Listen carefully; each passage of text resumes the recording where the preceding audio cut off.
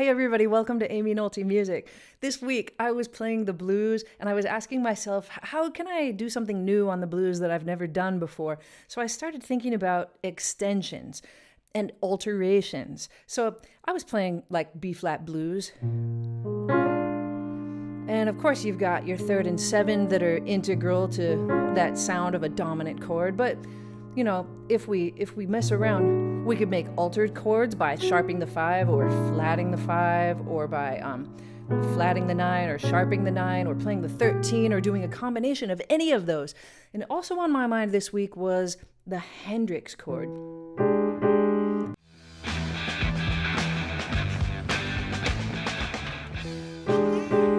Right? Like a E7 with a sharp 9, and just how cool that chord is, right? So I was thinking, can I play the B-flat blues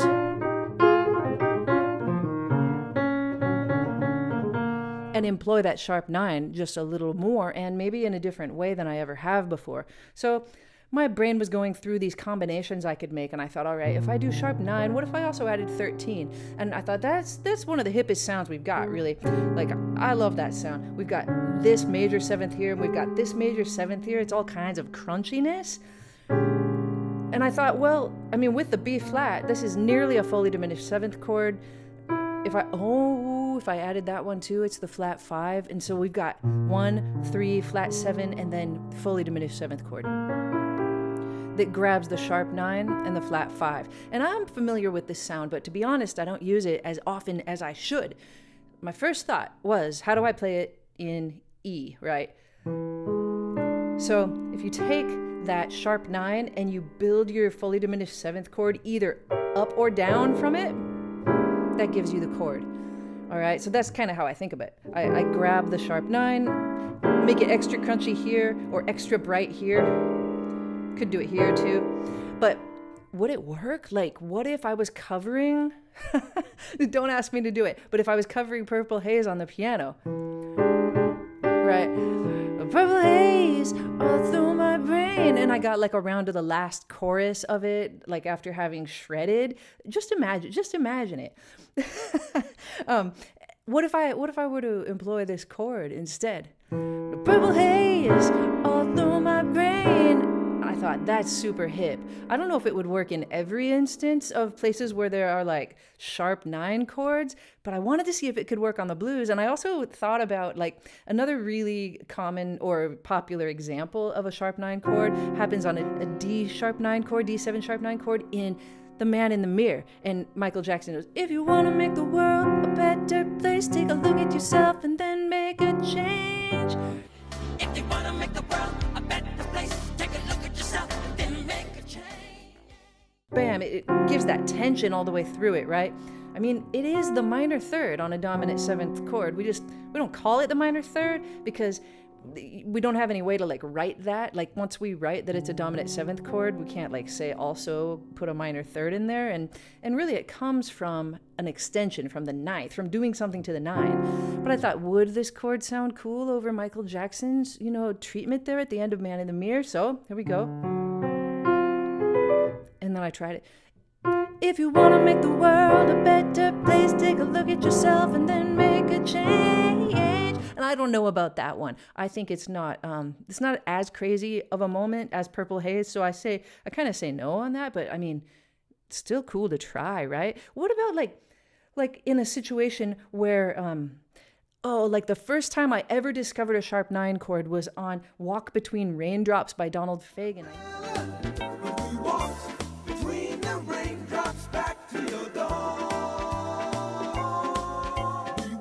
That's a lesser known example. I can't remember what key it's in, but let's pretend it's in C. It does this.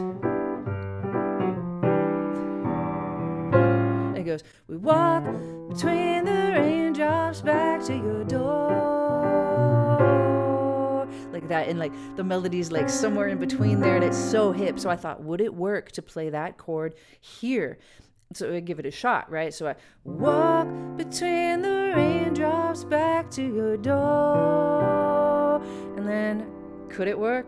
Door. I don't know about that.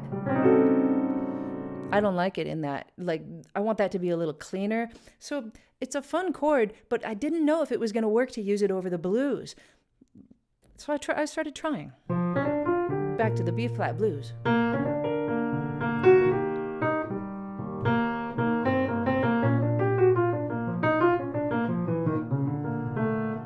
How about here over this 4 chord? So if I wanted to do it,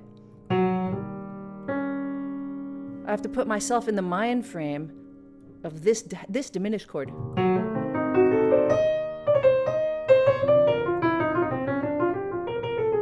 I think it worked. And it's crazy because usually when you go to that 4 chord on the blues, you go to this diminished chord, right? I went the other way. Instead of raising, I went that way. And I tell you what, I think it worked. And that's exciting to me. What if we tried it when we go down? What if we tried it there? Let's see. So coming up. Right here. I like it. How about here? No, I don't really like it right there. I could probably make a case, but I don't like it so much on that. In this moment,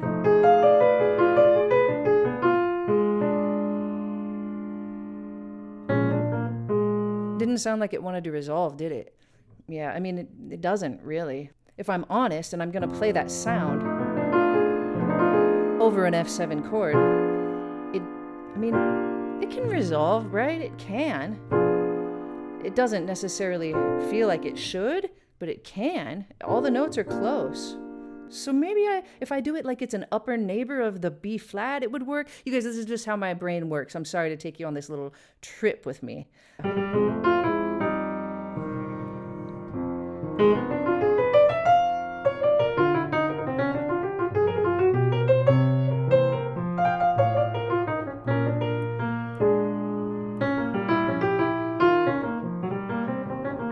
So I think you could use it in your improvising for blues, and I'm going to continue to explore the sound of that. But here's another thought.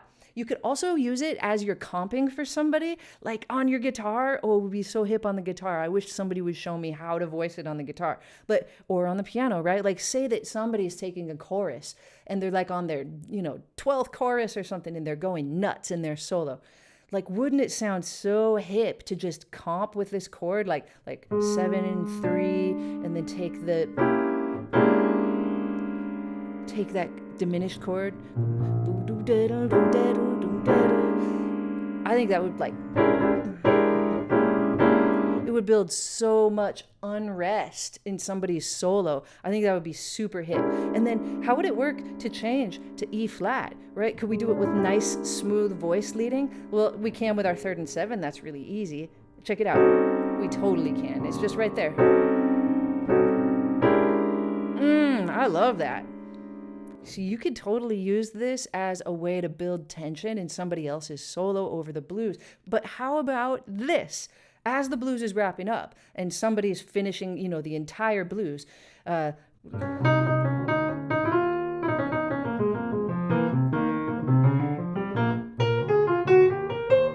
about an ending chord? Everybody always goes, ba-da, right? Like, what if somebody goes, and then we just hit it?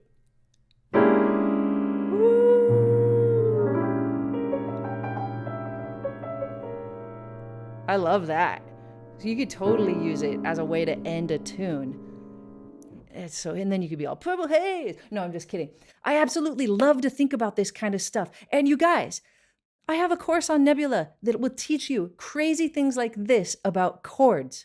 My class is called Everything You Need to Know About Chords. And there's a part 1 and there's a part 2. Both of them are nearly an hour long, and they're broken up so that you can understand. Even if you've never heard of a chord before, you can start with part 1 and learn how to build major chords, how to build minor chords. And as we move to part 2, we'll get a little crazier, kind of like we did today over at the piano.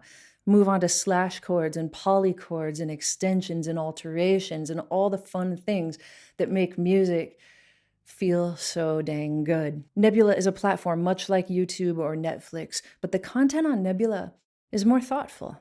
I put extra things on Nebula that I would never put on YouTube. I go deeper on Nebula, just like with my brand new Nebula class.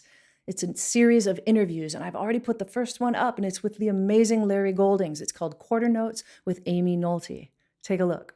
1 minor 3 1 and again. Oh, that just kills you. A new episode will drop every few months. You can check out all of my extra content on Nebula, like my documentary about Brian Wilson and the power of the slash chord on my favorite Beach Boys song, Surf's Up. You can also see extended cuts of videos, and in some cases, get access to PDFs that I create just for videos on Nebula that you'll never be able to get on YouTube. Signing up for Nebula is easy. You use the code that you see here on the screen or in the description of this video. You get my discount. $30 for the entire year, for the entire platform, $30. That's huge. For an hour-long course from anywhere else on the internet, you'd probably pay $100, but I've got 5. I've got everything I know about chords part 1 and part 2. I've got how to create meaningful motifs for your improvisation, like how to just create beautiful melodies out of thin air, either for improvisation or for your own compositions. I have a really fun class with Adam Neely called Amy and Adam Play the Blues, and my brand new interview with Larry Goldings. It's all highly produced, beautiful content that I'm super proud of, and it's all on Nebula. You'll also see other creators that you know and love, music creators like Adam Neely, 12-Tone Music, Polyphonic, Mary Spender. They're all going deeper on Nebula as well. Extra thoughtful content about music, which we love. Thanks everybody for watching. I'll see you next time on Amy Nolte Music.